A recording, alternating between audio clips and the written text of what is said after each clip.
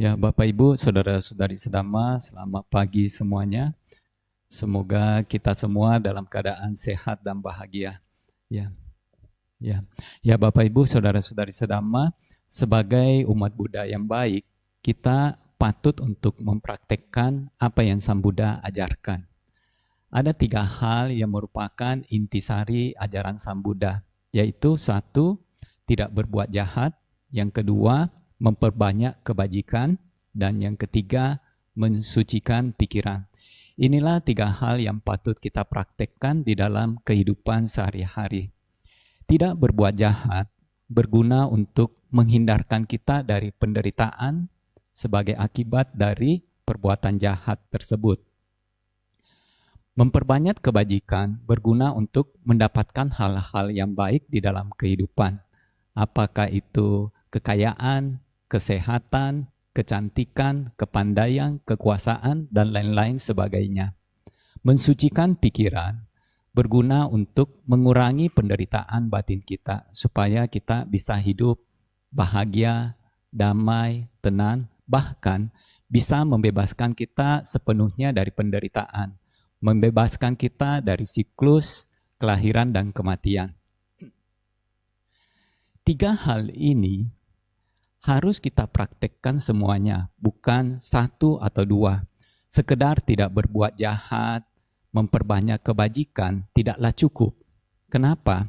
Karena ada di dalam kehidupan fenomena-fenomena yang akan terjadi di dalam hidup kita. Kita sudah tidak berbuat jahat, sudah banyak melakukan kebajikan, tetap akan mengalami fenomena ini. Apakah fenomena tersebut? Tua, sakit, mati pasti akan kita alami. Terlepas kita banyak berbuat baik atau tidak, terlepas kita tidak berbuat jahat atau berbuat jahat, kita akan mengalami hal ini. Hal ini merupakan fenomena penderitaan. Berpisah dengan orang yang kita cintai, sesuatu yang kita cintai berubah. Berkumpul dengan orang yang kita benci, tidak tercapai apa yang kita inginkan, itu juga merupakan fenomena penderitaan yang akan kita alami. Bagi orang-orang yang memiliki kekotoran batin yang tebal, yang kuat, ketika mengalami fenomena ini, maka mereka akan sangat menderita. Sebaliknya, orang-orang yang memiliki kekotoran batin yang lebih tipis, lebih sedikit, mereka tidak akan terlalu menderita ketika mengalami fenomena-fenomena seperti yang tadi Bante sebutkan. Itulah sebabnya kita perlu mensucikan batin kita, membuat batin kita bijaksana, membuat batin kita bisa mengerti tentang hakikat dari kehidupan ini. Ketika batin kita bijaksana, maka kita bisa mengikis kekotoran batin kita, mengikis kemelekatan kita pada segala sesuatu di dunia ini. Bapak, Ibu, saudara-saudari sedama, kemelekatan itu merupakan sumber dari penderitaan. Semua makhluk hidup yang mengalami kelahiran berulang-ulang dari satu kehidupan ke kehidupan yang lain disebabkan oleh kemelekatan-kemelekatan mereka. Entah itu kemelekatan pada harta benda, kemelekatan pada keluarga, kemelekatan pada kesenangan indria, maupun kemelekatan pada hal-hal lainnya.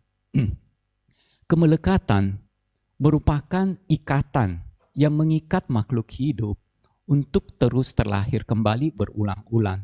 Kemelekatan ini merupakan energi yang membuat makhluk hidup terlahir kembali di dekat apa yang dia lekati. Ketika kelahiran terjadi, maka yang namanya penderitaan tidak bisa dihindari. Tua, sakit, mati akan kita alami ketika kelahiran terjadi. Ada kelahiran, pasti ada kematian. Ada menjadi tua, ada sakit. Fenomena seperti berpisah dengan orang yang kita cintai, sesuatu yang kita cintai, berkumpul dengan sesuatu yang tidak kita suka, kemudian tidak tercapai atau tidak mendapatkan apa yang kita inginkan juga akan kita alami di dalam kehidupan.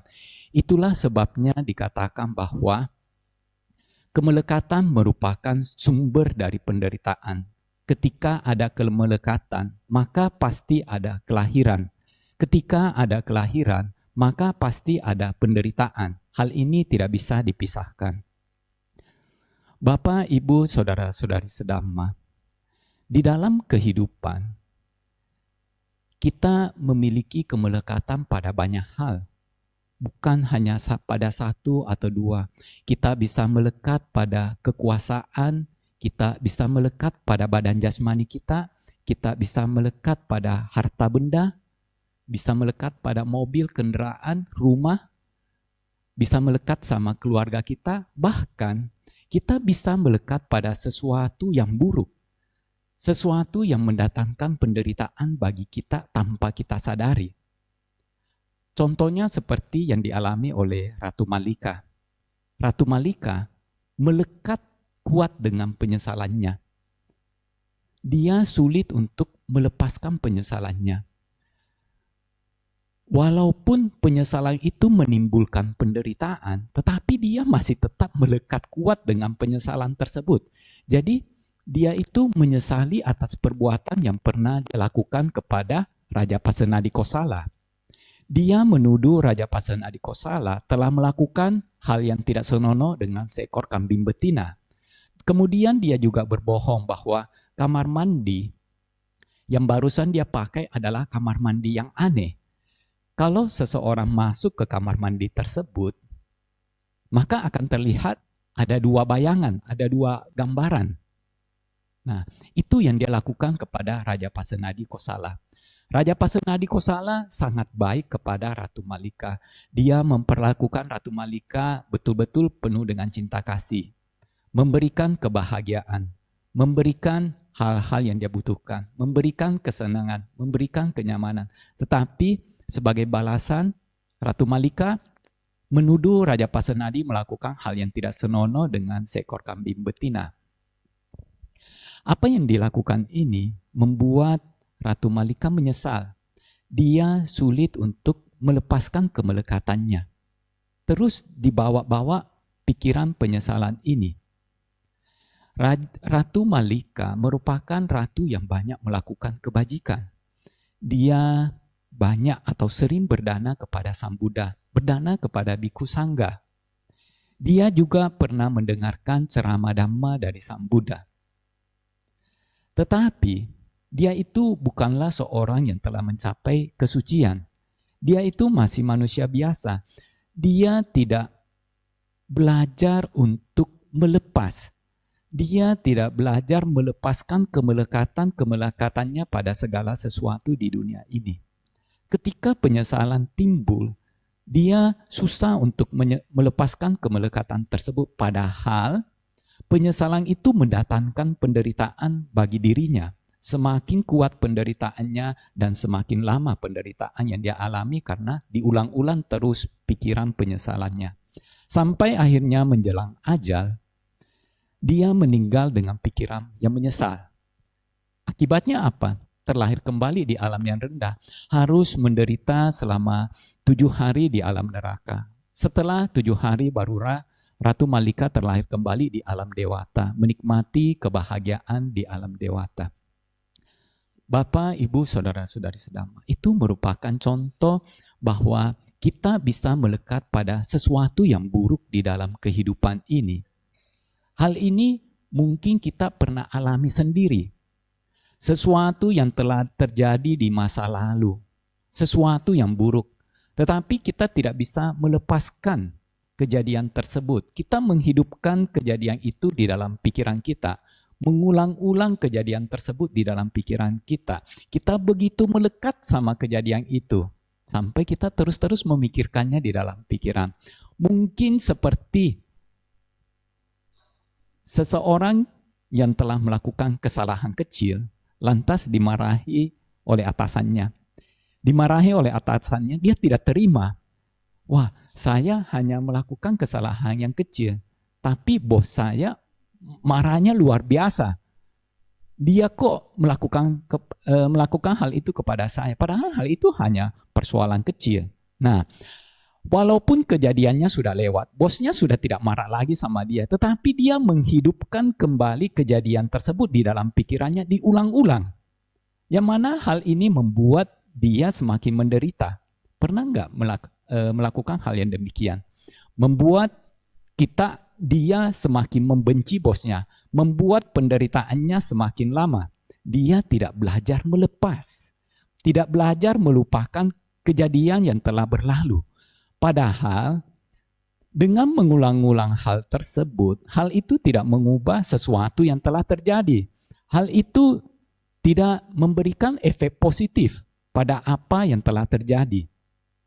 Tetapi karena kekuatan kemelekatan kita pada sesuatu yang telah terjadi begitu kuat sampai kita sulit untuk melepas kemelekatannya.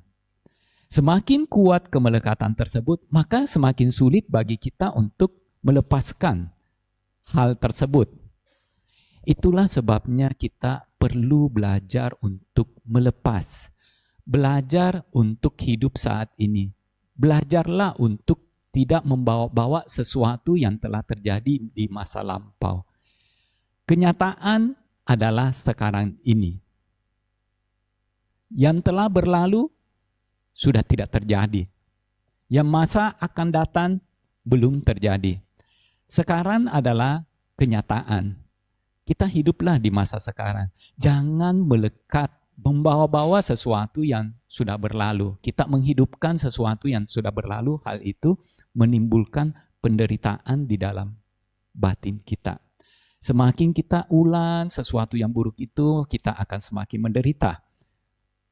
Kebencian kita bisa semakin kuat. Kekotoran batin kita semakin menebal. Kenapa? Karena kita tidak belajar melepas. Bapak, Ibu, saudara-saudari sedama. Kemelekatan merupakan sumber penderitaan. Penderitaan yang ditimbulkan dari kemelekatan bisa kita rasakan langsung di dalam kehidupan yang sekarang ini juga. Tidak harus tunggu di kehidupan yang akan datang baru kita merasa menderita ya. Hal ini kita bisa lihat di dalam kehidupan kita, di sekitar kita. Mungkin kita sendiri yang alami. Orang-orang yang ketika berpisah dengan orang yang mereka cintai, mereka menunjukkan penderitaan yang begitu kuat. Mereka menangis, mereka bersedih, larut di dalam kesedihan mereka, sulit untuk menerima kenyataan akan perpisahan tersebut. Sampai-sampai mereka tidak semangat untuk melanjutkan kehidupan. Untuk makan saja tidak ada semangat. Melakukan aktivitas sehari-hari yang biasa dilakukan juga tidak mau. Mereka larut di dalam kesedihan tersebut, sulit untuk menerima kenyataan bahwa telah berpisah dengan orang yang mereka cintai. Ini merupakan kemelekatan. Dan kemelekatan ini betul-betul menimbulkan penderitaan yang kuat di dalam diri seseorang. Ada orang-orang yang begitu kuat melekatnya sama orang yang dia cintai. Sampai-sampai harus mengkonsumsi obat penenang. Baru dia bisa merasa lebih lega. Baru dia bisa merasa lebih tenang. Kekuatan kemelekatannya begitu kuat. Ada orang saking kuatnya kemelekatannya tidak bisa menerima kenyataan sampai-sampai kehilangan akal sehat. Dia stres dan akhirnya menjadi orang dengan gangguan jiwa. Bapak, Ibu, saudara-saudari sedama. Orang ada yang memiliki kemelekatan yang kuat pada sesuatu, ada yang tidak terlalu kuat. Ketika kehilangan orang yang kita cintai, kemelekatan itu kuat, kita bisa menderita untuk waktu yang lama. Ada orang menderita sedih berhari-hari. Ada orang menderita sedih berminggu-minggu. Ada orang menderita sedih berbulan-bulan. Bahkan ada yang tahunan. Mengalami penderitaan akibat perpisahan dengan sesuatu yang kita cintai bukan hanya dialami oleh manusia, tetapi hewan-hewan tertentu pun mengalami hal yang sama. Mereka menunjukkan penderitaan, mereka menunjukkan ekspresi sedih mereka. Tidak mau makan, tidak mau melakukan aktivitas, hanya menunggu di samping jenazah kerabatnya atau keluarganya atau pasangannya. Itulah yang terjadi Bapak Ibu saudara-saudari sedama. Kemelekatan menimbulkan penderitaan bisa langsung kita rasakan di dalam kehidupan ini. Kadang-kadang karena kemelekatan yang begitu kuat, kita sampai tidak bisa menerima kenyataan tersebut. Sama seperti yang dialami oleh kisah Gotami. Kisah Gotami hidup di zaman Buddha. Dia memiliki latar belakang yang kurang baik. Dari keluarga miskin. Penampilannya juga kurang. Kemudian dari kasta yang rendah. Di India, kasta itu atau golongan masyarakat ada. Golongan masyarakat yang rendah itu tidak dihormati. Golongan masyarakat yang tinggi itu dihormati. Nah, cukup sulit bagi kisah Gotami untuk bisa mendapatkan pasangan hidup. Orang-orang umumnya ingin punya keluarga sendiri, ingin punya pasangan hidup. Begitu pula si kisah Gotami ini. Untung baik dia masih memiliki karma yang baik ya. Ada seorang laki-laki yang mau mengambil dia sebagai istri. Keluarga ini lumayan kaya dari kasta yang lebih tinggi. Tetapi walaupun mereka telah menikah, keluarga dari si suami memandang rendah kisah Gotami karena dia dari keluarga miskin, dari kasta yang rendah, penampilannya juga nggak menarik. Nah, sampai akhirnya kisah Gotami hamil, kemudian melahirkan anak. Ketika sudah punya anak, sikap dari keluarga pihak sang suami sudah membaik. Mulai memperlakukan dia dengan baik, memberikan kasih sayang, menghormati dia. Mungkin keturunan itu dianggap sesuatu yang penting bagi orang India di zaman itu ya. Keturunan merupakan pelanjut keluarga ya, penerus keluarga, penerus marga kali. Nah, mendapat perlakuan yang baik dari pihak sang suami membuat hatinya bahagia. Kebahagiaan yang didapat ternyata tidak tahan lama. Anaknya yang baru belajar berjalan, tiba-tiba meninggal. Meninggal, dia sulit menerima kenyataan bahwa anaknya itu meninggal. Dia anggap anaknya itu sakit. Dan dia harus mendapatkan obat supaya anaknya bisa bergerak lagi, bisa hidup kembali. Di dalam pikirannya, anak ini tidak mati. Anak ini sakit. Anak ini butuh obat. Orang kalau begitu melekat sama sesuatu, maka pemikirannya juga bisa menjadi aneh. Tidak mau menerima kenyataan yang terjadi, melihat hal yang nyata-nyata di depan, dilihat menjadi sesuatu yang berbeda. Nah, akhirnya dia pergi mencari obat untuk bisa menyembuhkan anaknya itu supaya anaknya bisa hidup kembali.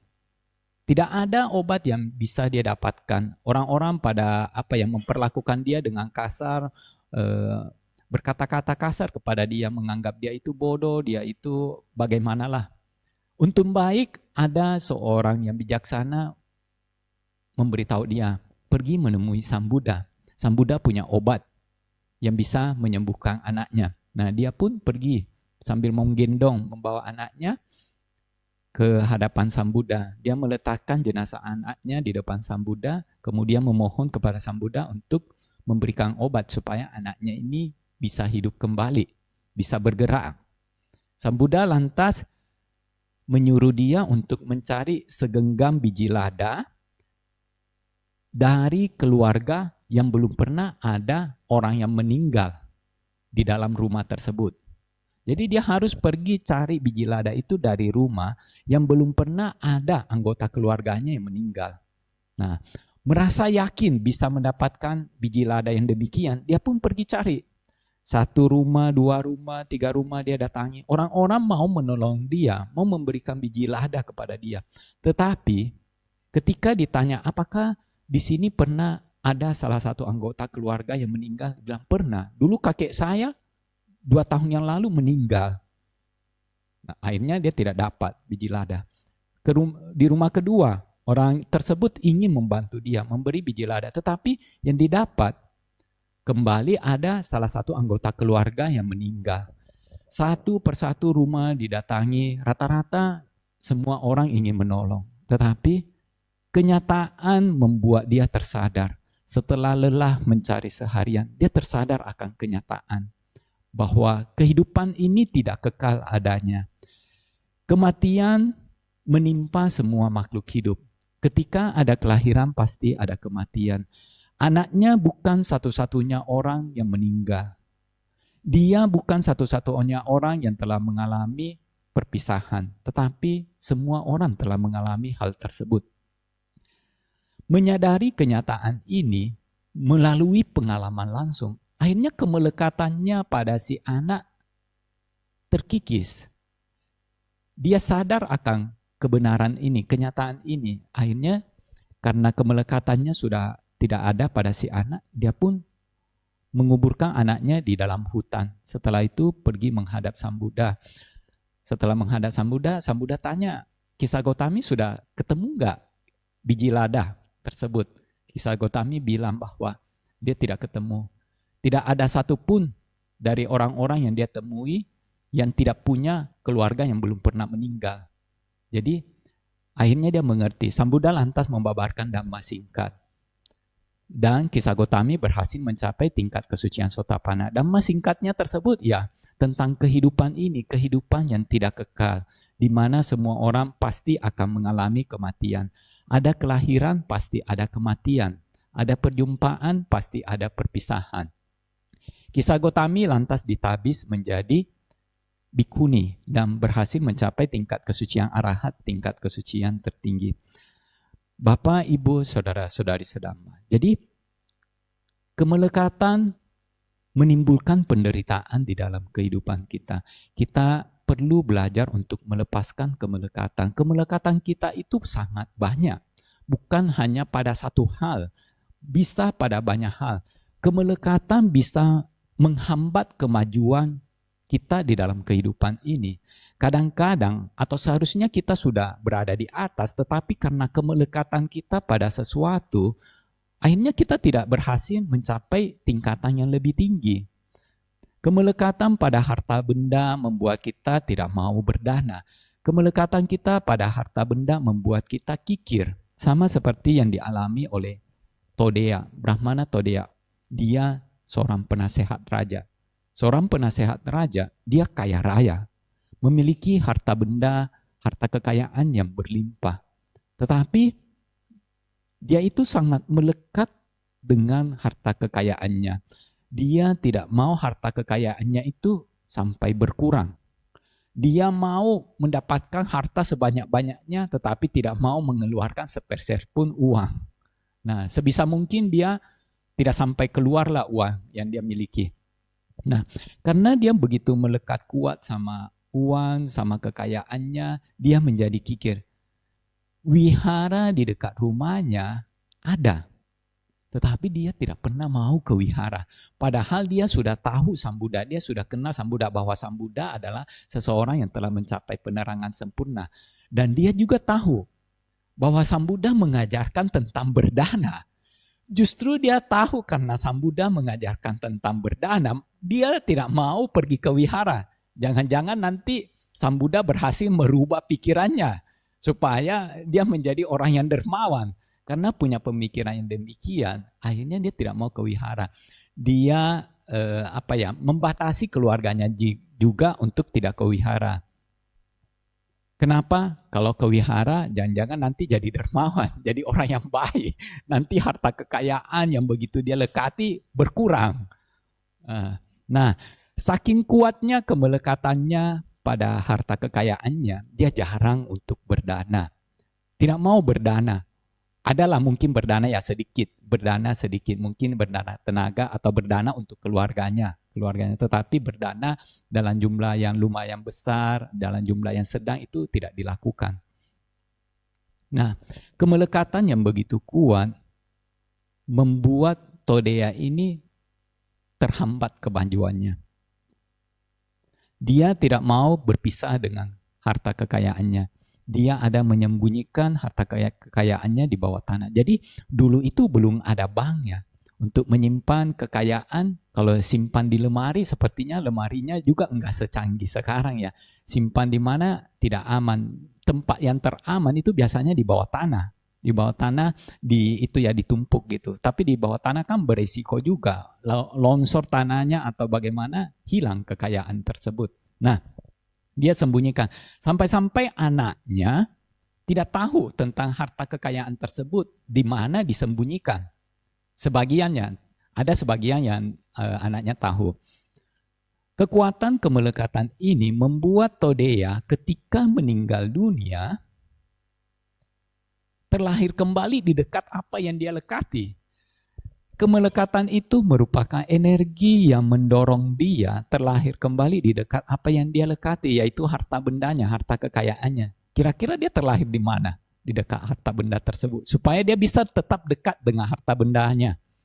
Dia terlahir kembali di rahim anjing peliharanya sendiri.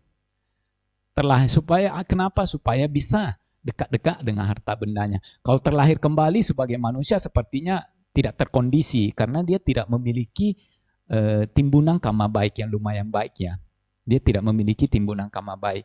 Kalau hal-hal yang lain tidak terkondisi juga. Yang paling mengkondisikan dia untuk bisa di dekat harta kekayaannya yaitu di dalam rahim seekor anjing. Nah, anjing peliharanya sendiri akhirnya dia lahir sebagai seekor anjing. Anehnya, anak anjing ini kekuatan kemelekatan yang dia bawa dari kehidupan lampau masih ada di kehidupannya sebagai seekor anjing. Anjing ini suka bermain-main di atas timbunan tanah yang dulu dia simpan harta kekayaannya. Suka bermain-main di sana, tidur di sana, menjaga harta kekayaannya itu. Anaknya Brahmana Subha, entah karena apa, mungkin ikatan karma ya. Ikatan karma membuat dia sangat menyayangi anak anjing ini. Menyayangi, ya memang anak anjing biasanya imut-imut ya. Imut-imut kita sayang. Tapi bisa juga akibat ikatan karma. Kalau kita punya ikatan karma dengan seseorang atau suatu makhluk, biasanya hal-hal sepele aja membuat kita itu dekat sama dia. Hal-hal yang terjadi di dunia ini mengkondisikan kita menyukai dia. Nah, itu artinya ada ikatan karma. Nah, dia diperlakukan dengan baik oleh anak Brahmana Todeya yang bernama Subha. Brahmana Subha memperlakukan anak anjing ini dengan baik, sangat menyayangi anak anjing ini, memberikan dia makanan enak-enak, makanan yang baik-baik. Ya, ikatan karma ya. Suatu hari Sang Buddha datang melewati tempat keberadaan Brahmana Subha ini. Brahmana Subha ini anak dari Brahmana Todeya ya, Brahmana yang kikir tersebut. Anak anjing melihat Sang Buddha, menggonggong Sang Buddha. Ya, mungkin dia anggap itu sebagai ancaman, sesuatu yang baru sebagai ancaman, dia gonggong Sang Buddha. Lantas Sang Buddha berkata kepada si anak anjing ini, Todeya, dulu kamu jarang berbuat baik. Dulu kamu begitu melekat sama harta kekayaanmu.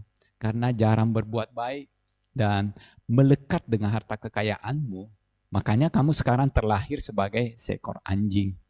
Jangan sampai kamu menggonggong saya dengan pikiran yang keliru. Karena hal itu bisa menyebabkan kamu terjatuh ke alam neraka. Si anak anjing ini seakan-akan mengerti apa yang dikatakan oleh Sang Buddha. Dia tiba-tiba langsung tidak menggonggong. Langsung kayak sedih ya, langsung masuk ke dalam rumah.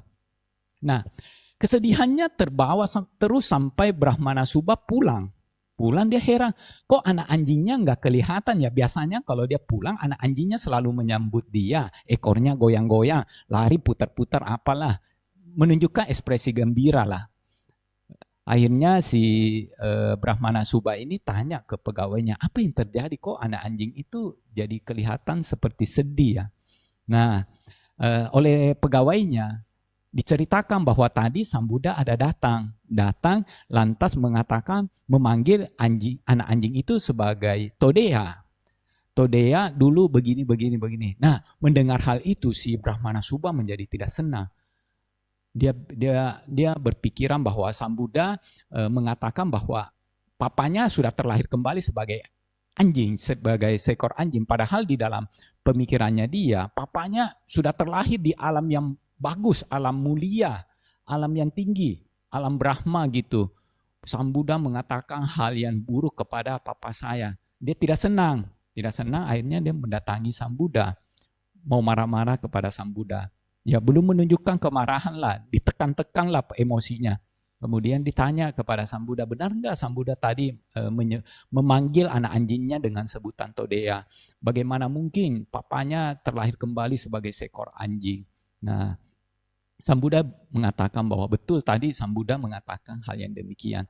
Kalau Brahmana Subha ini tidak percaya, dia dianjurkan nanti ketika pulang beri makan makanan yang enak-enak kepada anak anjing tersebut.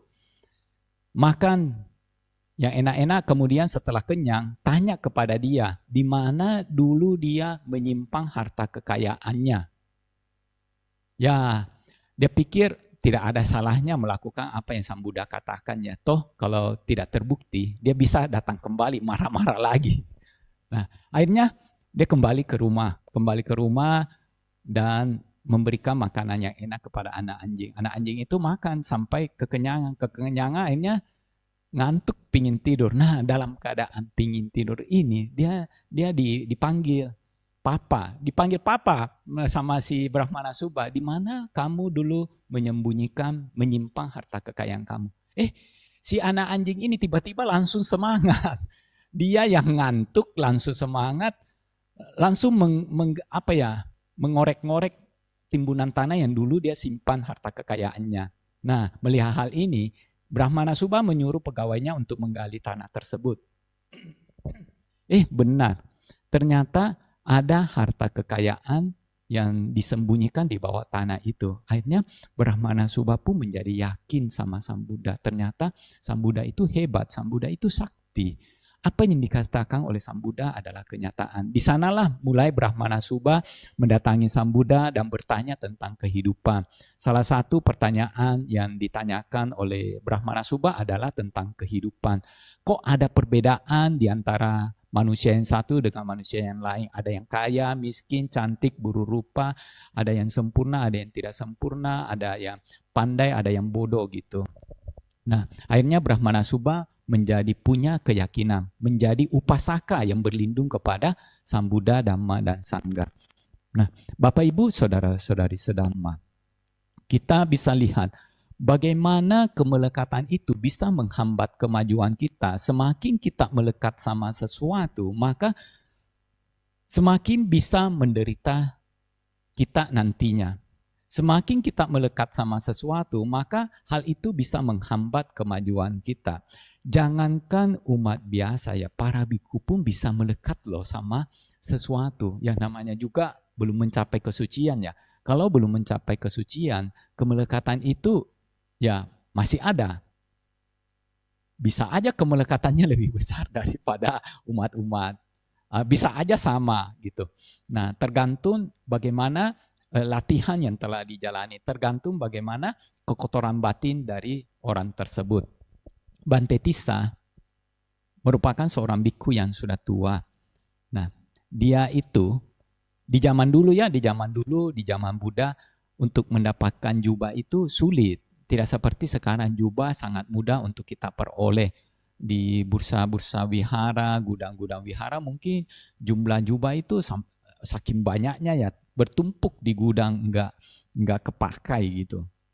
Sangat mudah untuk mendapatkan jubah lah di zaman sekarang, tetapi di zaman dulu sangat sulit. Sangat sulit untuk bisa mendapatkan jubah.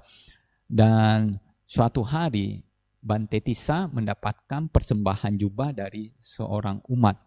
Persembahan jubah satu set, jubahnya jubah yang bagus. Satu set lagi loh. Satu set itu terdiri dari jubah atas, jubah bawah, dan jubah luar. Dan kualitasnya itu kualitas bagus. Kalau kualitas yang tidak bagus kan mungkin biasa-biasa aja. Tetapi ini kualitas bagus. Sementara di zaman itu sangat sulit untuk bisa mendapatkan jubah. Apalagi sampai satu set. Bante Tissa mendapatkan persembahan yang begitu bagus. Membuat dia sangat melekat dengan jubah tersebut. Dia sudah berencana. Besok pagi dia akan memakai jubah baru ini. Rupanya tidak sampai besok pagi, di tengah malam dia meninggal dunia. Meninggal dunia dalam keadaan pikiran yang melekat dengan jubah tersebut. Kira-kira terlahir kembali kemana? Di mana?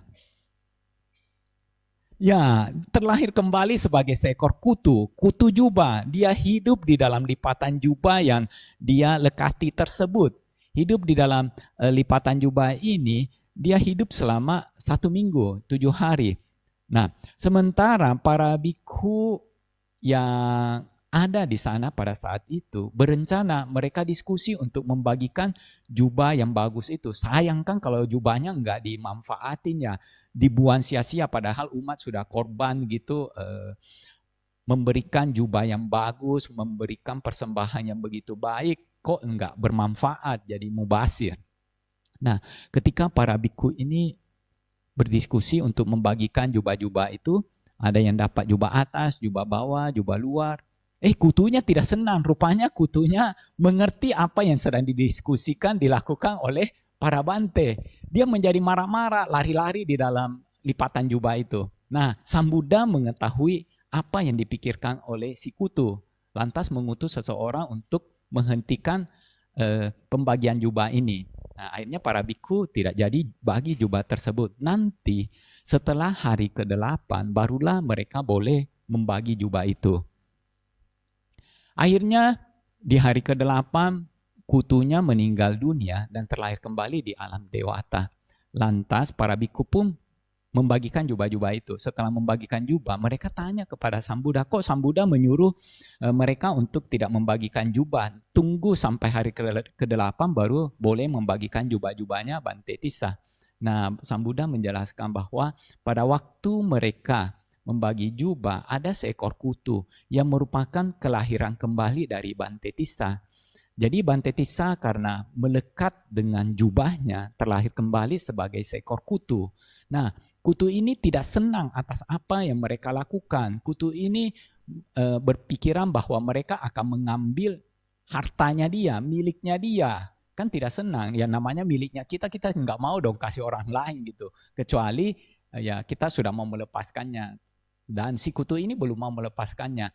Kalau si kutu ini meninggal dengan pikiran yang penuh kebencian, maka dia akan terlahir kembali di alam neraka, alam yang lebih rendah daripada keadaannya saat itu, yaitu sebagai seekor kutu, dan dia harus menderita penderitaan siksaan di alam neraka.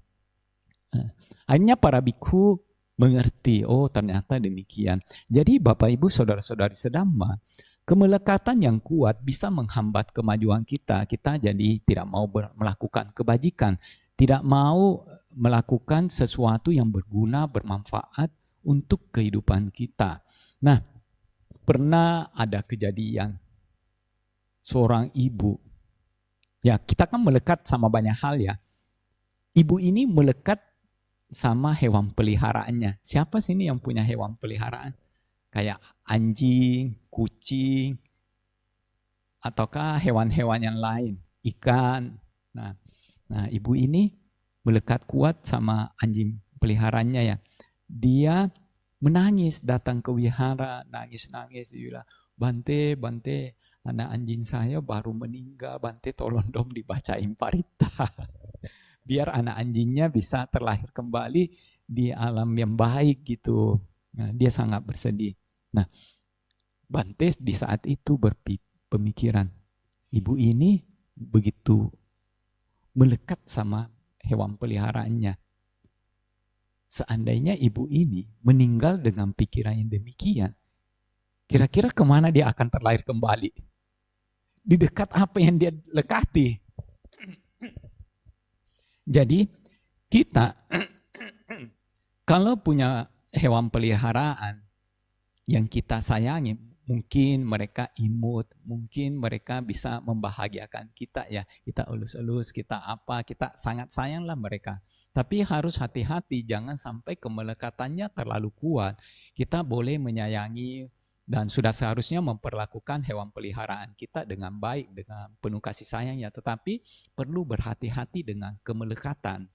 Kemelekatan itu artinya ketika kita melekat sama sesuatu dan harus terpisah dengan apa yang kita lekati, saat itu akan menimbulkan penderitaan.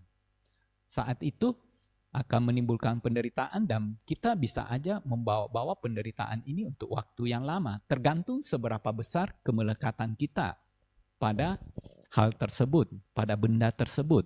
Nah, makanya kita perlu belajar untuk melepas kemelekatan kita, karena melekat itu bisa mendatangkan penderitaan. Melekat bisa menghambat kemajuan kita. Kita seharusnya sudah mencapai tingkatannya lebih tinggi. Sama seperti Bante Tissa. Bante Tissa kalau tidak melekat dengan jubahnya, seharusnya langsung terlahir di alam dewata, alam tusita, tetapi karena kekuatan kemelekatannya, dia harus mengalami penderitaan dulu, penderitaan di alam rendah sebagai seekor kutu. Sama seperti Ratu Malika. Ratu Malika melekat kuat dengan penyesalannya. Melekat kuat dengan penyesalannya, akhirnya dia terjatuh di alam neraka, harus menderita 7 hari di alam neraka, barulah terlahir kembali di alam dewata. Kemelekatan yang kita punya itu bisa menimbulkan penderitaan langsung di dalam kehidupan ini. Perlu belajar untuk melepas kemelekatan tersebut. Itulah sebabnya kita dianjurkan untuk mensucikan pikiran. Mensucikan pikiran artinya kayak meditasi. Meditasi mengembangkan batin kita, membuat batin kita bijaksana. Batin yang bijaksana bisa pelan-pelan melepaskan kemelekatan kita pada segala sesuatu di dunia ini. Kita perlu sering-sering merenungkan akan kenyataan segala sesuatu di dunia ini. Segala sesuatu yang berkondisi itu tidak kekal adanya, pasti akan berubah. Yang semula sesuatu yang kita cintai, sesuatu yang kita sayangi, indah, bagus.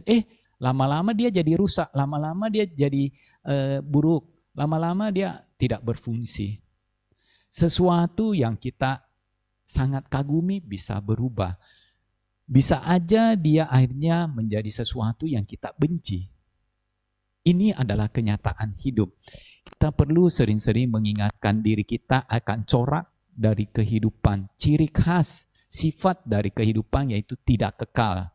Kemudian tidak memuaskan, duka. Dan ketiga, bukan aku, tidak ada inti, tidak ada aku di dalam segala sesuatu di dunia ini.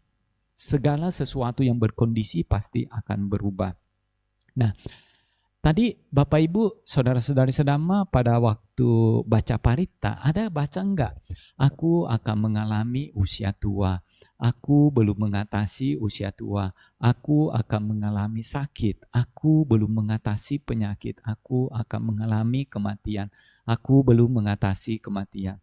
Segala milikku yang kucintai dan kusayangi akan berubah, akan terpisah dariku. Aku adalah pemilik karma aku sendiri, lahir dari karma aku sendiri, berhubungan dengan karma aku sendiri, terlindung oleh karma aku sendiri. Apapun karma yang kuperbuat, baik ataupun buruk, itulah yang akan kuwarisi. Nah, ini perlu sering-sering kita lakukan. Renungkan, ajari batin kita hal tersebut. Ingatkan batin kita hal tersebut. Kalau kita sering-sering mengingatkan batin kita akan hal ini, dengan sendirinya kemelekatan kita akan berkurang. Kita tidak akan terlalu melekat pada segala sesuatu. Kalau kita tidak sering mengulang-ulang hal ini, kita akan terbiasa untuk melekat dengan sesuatu. Pada saat kita melekat, kita tidak pikir bahwa apa yang kita lekati itu akan berubah. Bahwa apa yang kita lekati itu akan terpisah dari kita. Bahwa apa yang kita lekati itu tidaklah kekal. Kita pasti akan berpisah. Dia pasti akan berubah. Dia pasti akhirnya bisa menimbulkan penderitaan kepada diri kita. Dengan sering-sering mengulang hal ini, kemelekatan kita pada segala sesuatu di dunia ini pasti akan berkurang. Itu adalah meditasi, itu adalah pengembangan batin. Bapak Ibu saudara-saudari sedama, kita sudah tahu bahwa kita pasti mati. Kita juga sudah tahu orang lain pasti mati, semua sanak keluarga kita pasti mati. Kita sudah tahu bahwa segala sesuatu yang berkondisi itu tidak kekal. Tetapi kalau kita tidak sering-sering memberitahu batin kita, mengajari batin kita, merenungkan akan ketidakkekalan ini, merenungkan akan ketidakpastian ini, batin kita akan terus larut di dalam kemelekatannya. Kenapa? Karena tidak diingatkan lagi. Dia hanya tahu, tetapi dia tidak diajari. Batin kita perlu diajari, diulang-ulang di dalam pemikiran kita sendiri. Kalau perlu dicatat, ditulis. Saya akan mengalami usia tua, segala milikku yang kucintai dan kusayangi akan berubah, akan terpisah dariku. Sering-sering Ketika menikmati sesuatu yang enak, kita renungkan bahwa sesuatu yang enak ini pasti akan terpisah dari saya. Saya tidak mungkin bisa menikmatinya terus-menerus. Saya hanya bisa menikmati kalau kondisinya sesuai. Nah, dengan sering-sering mengingat hal ini, mengingatkan batin kita tidak akan melekat dengan hal tersebut, tidak akan melekat dengan kuat. Kalaupun terjadi kemelekatannya tidak akan kuat. Kenapa? Karena sudah diajari, diberitahu, diulang-ulang di dalam pemikiran kita. Bapak, Ibu, saudara-saudari sedamai, batin kita perlu dibuat jadi bijaksana. Dengan cara bagaimana? Ya, lakukan sering-sering perenungan ini. Sering-sering merenungkan bahwa segala sesuatu itu tidak kekal, segala sesuatu itu tidak memuaskan. Segala sesuatu itu tanpa aku, tanpa diri. Nah, kalau kita sering melakukan hal ini akan membawakan kita pada keadaan batin yang tidak mau melekat kuat. Kenapa? Karena batin kita tahu, diingatkan kembali, oh saya melekat kuat sama ini akan menimbulkan penderitaan. Saya pasti berpisah dengan itu. Kalau kita tidak sering mengingatkan diri kita, biasanya larut di dalam kemelekatan. Sama seperti seseorang yang berpisah dengan orang yang dia cintai secara dadakan, pasti akan menimbulkan penderitaan yang kuat dibandingkan seseorang berpisah dengan orang yang dia cintai, tetapi dia sudah siap, tidak dadakan. Misalnya orang yang dia cintai itu sakitnya sudah lama, kondisinya semakin lama semakin melemah. Ketika dia meninggal, kita lebih bisa menerima. Karena kenapa? Karena batin kita sudah tahu dia akan meninggal, Coba misalnya anak kita yang masih muda, yang masih sehat, yang masih kuat, tiba-tiba meninggal. Kita bisa nerima enggak? Tidak bisa. Kenapa? Karena batin kita tidak diajari. Hal itu mungkin terjadi. Batin kita menganggap bahwa anak saya masih sehat lah, umurnya masih panjang lah, tidak mungkin meninggal lah. Itu yang kita pikirkan kan? Saya pasti yang lebih duluan meninggal. Tetapi kenyataannya ada kemungkinan anak kita duluan meninggal. Dan ketika hal ini terjadi, kita pasti sangat menderita. Kalau kita ulang-ulang segala sesuatu yang kita cintai, termasuk anak kita, termasuk segala sesuatu yang kelihatan kuat, kelihatan pasti, kelihatan sehat, akan meninggal, akan terpisah dari kita. Hal itu betul-betul terjadi, kita lebih bisa menerimanya. Nah, itulah sebabnya kita perlu sering-sering merenungkan perenungan kerap kali ini. Ini merupakan dhamma, namanya juga perenungan kerap kali. Perenungan ini bisa membawa pada kesucian. Orang-orang mencapai kesucian karena menyadari kenyataan ketidakkekalan, menyadari kenyataan bahwa tidak memuaskan kehidupan ini. Kemudian menyadari kenyataan bahwa segala sesuatu di dunia ini adalah tanpa aku atau tanpa diri. Itu merupakan cara untuk mencapai kesucian. Karena kita melihat kenyataan atau kebenaran secara langsung. Nah, Bapak Ibu, saudara-saudari sedama, lakukan perenungan ini sering-sering. Dalam sehari beberapa kali kalau bisa ya, untuk mengurangi kemelekatan kita. Yang kedua, belajar untuk hidup saat ini. Belajar untuk melepas kejadian-kejadian yang telah berlalu. Jangan bawa kejadian yang sudah berlalu itu di dalam pikiran kita ulang-ulang lagi, kita putar ulang lagi di dalam pikiran kita. Hal itu hanya akan menimbulkan kemelekatan yang lebih kuat. Hal itu hanya akan menimbulkan kekotoran batin. Belajar untuk lepas. Yang sudah berlalu ya berlalulah, biarlah. Nggak usah dihidupkan lagi, nggak usah dibawa-bawa lagi, nggak usah menambah beban ke dalam pikiran kita. Toh kalau kita bisa melepas, kita menjadi lebih enteng ya, lebih enteng, lebih ringan, lebih nyaman. Kita tidak akan menderita. Kalau kita bawa terus pikiran itu di dalam otak kita, hal itu membuat penderitaannya lebih lama.